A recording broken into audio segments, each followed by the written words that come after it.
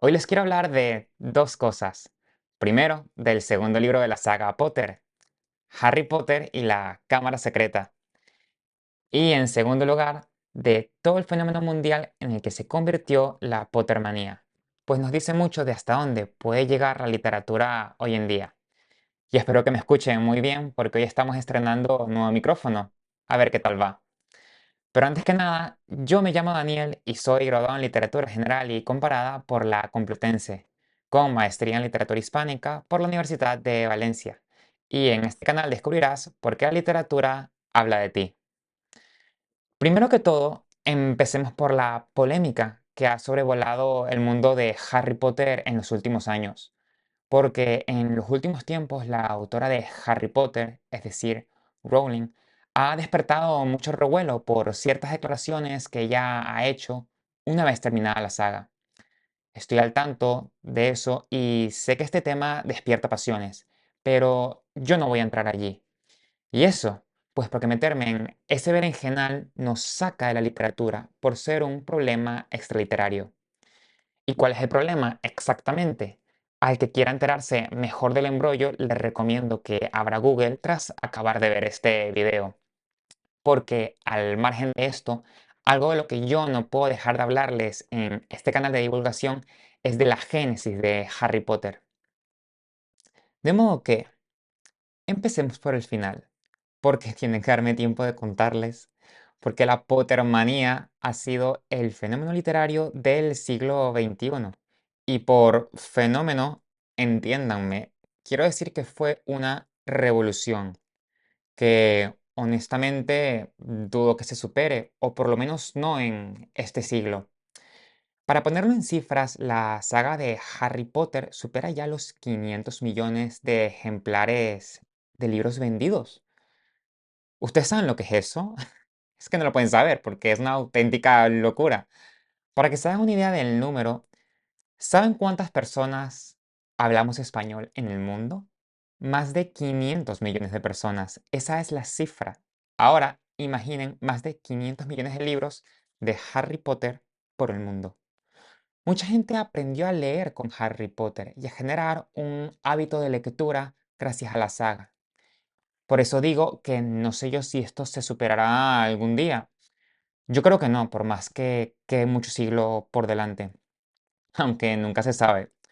Pero lo que sí sé es que entender este fenómeno nos dice mucho sobre el mundo de los libros, desde la profesión del escritor, pasando por la industria editorial, hasta topar con la obra que llega a nuestras manos, las de los lectores. ¿Por qué? Pues porque la Pottermanía se convirtió en un fenómeno global en cuestión de un par de años, o sea, fue muy rápido.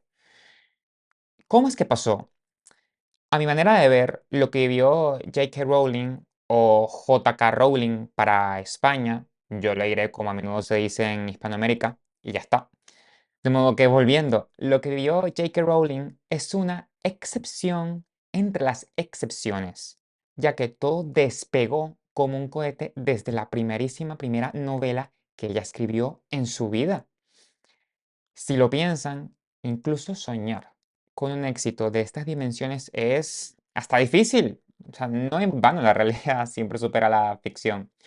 Pero volviendo, digo que era difícil imaginárselo porque en condiciones normales que le publiquen un libro a un escritor ya es algo que de por sí no es fácil. Y para mí lo más interesante no es la fama de Rowling, sino su camino hacia el nacimiento de Harry Potter. Dicho esto, ¿de dónde bebió J.K. Rowling para escribir este superventas? Para empezar, Rowling estudió un doble grado en filología francesa y filología clásica en la Universidad de Exeter. Pero resulta que no estudiaba mucho, la verdad, pues prefirió pasarse los años de universidad sobre todo leyendo obras de fantasía y de aventuras como El Señor de los Anillos de Tolkien o todas las novelas de Charles Dickens. Es curioso porque es verdad que su estilo es una buena mezcla entre los dos.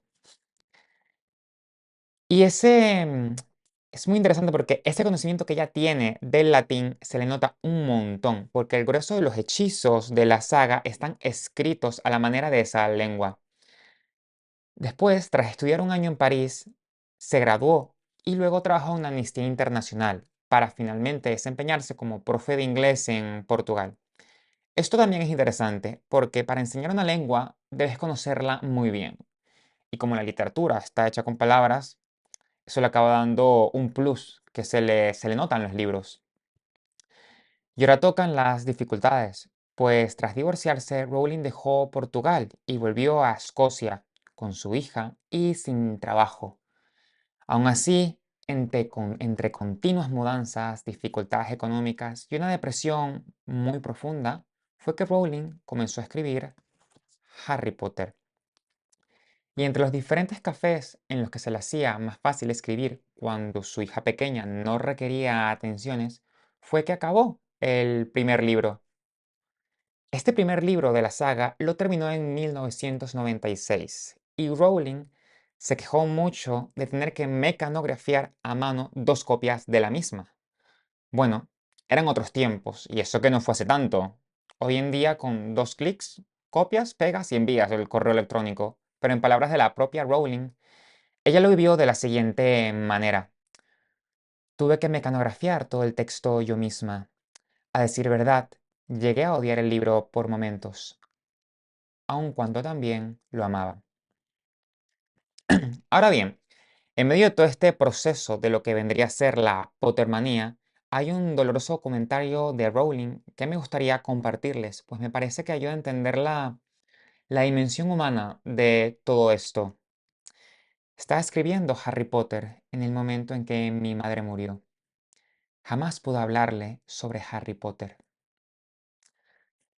A mí esto me parece demoledor. Conseguir tamaño éxito profesional y no haber podido compartirlo con una de las personas que más confió en ella desde el principio, sobre todo tomando en cuenta que ese proyecto llamado Harry Potter definiría la vida de Rowling, literalmente.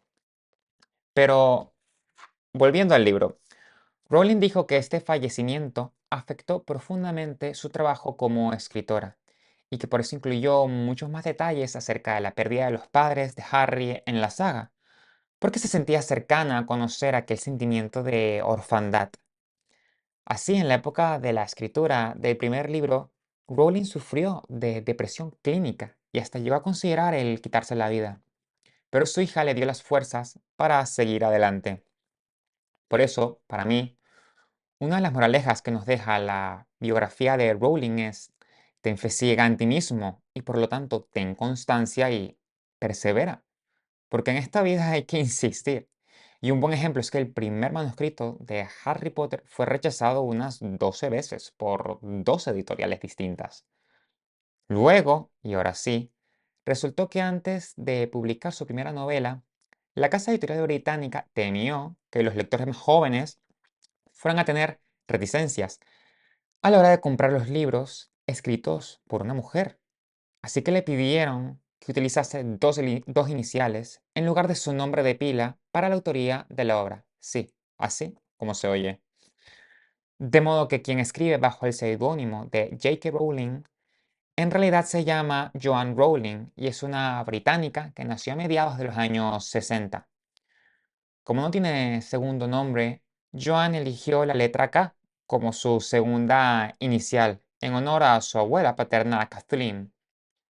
También, en un principio, el primer editor de Harry Potter le recomendó a Rowling conseguir un trabajo aparte de la escritura, ya que creía que ella tenía pocas posibilidades de ganar dinero con libros para niños. No voy a decir nada aquí porque, en cierto modo, los dos tenían algo de razón. De todos modos, estoy seguro que su antiguo editor estará muy contento de que Rowling no haya seguido su consejo. Una anécdota curiosa de cómo cambió todo es la siguiente. Antes de la publicación del primer libro, en Inglaterra, el agente literario que le llevaba los derechos de autor a Rowling organizó una subasta por el derecho a publicar el libro en los Estados Unidos. En este interín, el editor de una corporación norteamericana que había leído el libro durante un vuelo transatlántico acabó comprando los derechos de publicación de Harry Potter en 1997 por nada más y nada menos que $105.000. Esta es una cantidad excesiva, pues es muy raro que estas pujas lleguen a números de 6 cifras. Pero, ¿cuándo se enteró J.K. Rowling de esto? Pues un poco tarde, porque la novela no se había publicado todavía en ningún sitio. O sea, ella recibió la noticia apenas 3 días después de que la primera novela de Harry Potter fuera publicada en Inglaterra. Y entonces decidió que la historia se dividiría en 7 libros. ¿Y cuánto tiempo le tomó llegar a este punto? En palabras de la autora, pues unos 5 años en total. Es decir, lo comenzó a pensar en el año 1990, lo terminó de escribir entre el 95 y el 96 y recién logró que se lo publicaran en el 97. Como ven, no son pocos años. Cuando llegaron las películas, Rowling participó personalmente en las audiciones y fue ella misma quien escogió las caras que darían rostro a los protagonistas: Harry Potter, Hermione Granger y Ron Weasley. Y debo contarles que a sus 13 años, el actor que encarna a Ron Weasley se hizo con el papel de una manera atrevida. Como buen fan de los libros, él concluyó que él mismo era perfecto para el rol por su cabello pelirrojo. Y así se le hizo saber a los responsables del casting por medio de un video casero en el cual él les rapeaba. Sí, me han oído bien. Él les rapeó sobre lo mucho que quería interpretar al personaje de Ron Weasley. Y lo consiguió. Y el resto es historia. Pasando al libro. Como todos sabrán, Harry Potter y la Cámara Secreta es el segundo libro de la serie literaria de Harry Potter.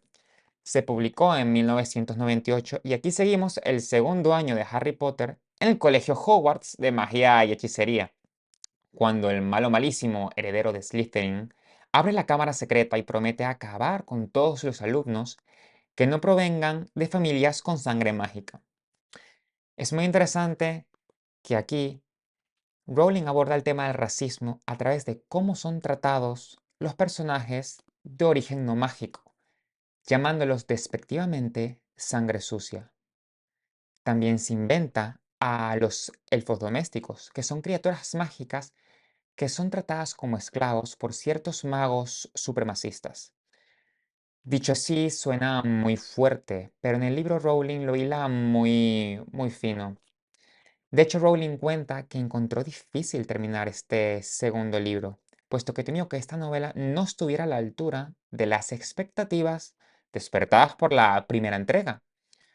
De esta segunda novela, yo tengo una teoría secreta, y es que pienso que J.K. Rowling tiene una gran debilidad por dos cosas, y me refiero a las mascotas y a los libros. Voy con el primero de los dos, porque es adorable el tratamiento que le da a las mascotas en esta novela. Pues hay un montón. Las lechuzas Hedwig, Errol y Hermes. La rata de Ron, Scabbers. Luego el perro Fang, de Hagrid. Después está la señora Norris, que es la gata del conserje Filch. También está Fakes, el fénix de Dumbledore. Y todo eso sin contar las otras criaturas mágicas peligrosas que fueron mascotas de Hagrid en algún momento de la saga, como el perro de tres cabezas Fluffy y las acromántulas Aragog y Mozart. Y eso que en el libro anterior había más mascotas. La otra cuestión es que se ve a millas que Rowling es súper mega bibliófila, porque ella tira de un recurso que usa muchísimo un autor diametralmente opuesto a la creadora de Harry Potter. Y me refiero a Jorge Luis Borges y a su manía de inventarse títulos de libros que acaba citando en sus obras como si estos fuesen reales, pero que en realidad no existen y no están en ningún sitio. A ver, yo soy súper fan de la cantidad de títulos de libros ficcionales que Rowling se inventa para ambientar su historia y que cita compulsivamente a lo largo de la novela. Aquí en Harry Potter y la Cámara Secreta, Rowling se inventa un total de 20, sí, 20 libros mágicos inventados. Y como los títulos son muy divertidos y encima te hablan por sí solos de la forma que tiene el mundo mágico, les dejaré una lista de los libros inventados por Rowling en la descripción del video para que la curioseen más tarde. Verán que a Rowling se le da fenomenal poner títulos, lo que me lleva a la que me parece su mayor fortaleza, su creatividad para inventarse cosas nuevas y ponerles nombres ficticios. Pero como hay muchos maravillosos ejemplos que no me da tiempo a cubrir, les dejo abajo en la descripción otra lista con todos los elementos mágicos que su imaginación descarriada se inventa en esta entrega de la saga Potter. Otra cosa que también verán es que a Rowling le encanta y le re que te encanta el mundo del papel. Porque de hecho leen mucho, muchísimo en el mundo mágico. O sea, ellos sí que se quedaron a las puertas de lo digital. El propio Harry Potter a menudo se queja de Hermione Granger por eso, diciendo, pero ¿por qué habrá tenido que irse a la biblioteca? Porque eso es lo que Hermione hace siempre, contestó Ron, encogiéndose de hombros. Cuando le entra alguna duda, a la biblioteca. Como ven, es súper bibliófila. A mí me hace el doble de gracia porque una vez la propia Rowling llegó a decir, Hermione está vagamente basada en mí. Es una caricatura de mí misma cuando tenía 11 años, aunque no estoy particularmente orgullosa de ello. Así que, misterio despejado. Y nada, solo me queda decirles que en el Instagram del canal encontrarán mis 5 frases favoritas de Harry Potter y la Cámara Secreta, junto a muchas otras frases más. El link al Instagram está abajo en la descripción y allí podrán enterarse de mis próximos videos. Ah, y si les gustó este video, compártanlo con algún amigo o déjenme un comentario, que yo siempre les leo cuando sea. Y recuerden suscribirse al canal. Hasta la próxima.